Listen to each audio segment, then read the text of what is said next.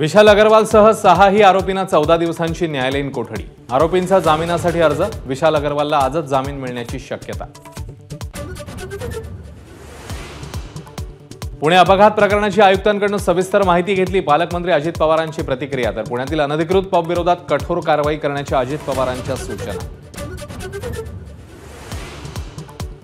Pune drunk and drive प्रकरणी Porsche car अल्पवयीन आरोपीत चालवत होता। ड्रायव्हर गंगाराम पुजारीचा पोलिसांना जबाब। डोंबिवली अमुदान कंपनी स्फोट प्रकरणातील मुख्य आरोपी मालती मेहता पोलिसांच्या ताब्यात। आरोपींवर सदोष मनुष्यवधाचा गुन्हा दाखल। स्फोटातला मृतांचा आकडा 11वा। डोंबिवलीतील एमआयडीसी आणि निवासी विभागातील बफर झोन नाहीसा झाल्यानं धोका वाढला। एमआयडीसी अधिकाऱ्यांच्या संगनमताने बिल्डरांकडून 500 भूखंड गिळंकृत। स्थानिक उद्योजकांचा आरोप।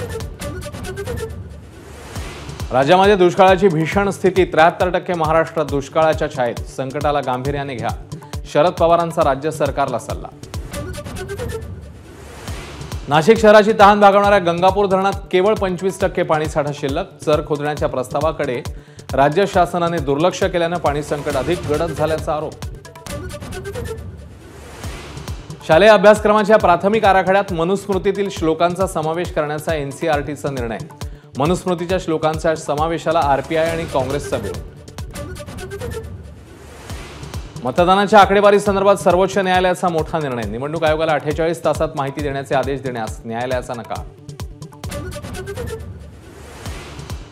गडचिरोलीच्या सीमेवरील छत्तीसगडच्या नारायणपूर जिल्ह्यातल्या चकमकीत 8 नक्षलींना कंठस्नान। दंतेवाडा, नारायणपूर आणि बस्तर जिल्ह्याच्या संयुक्त सुरक्षा दलाची कारवाई।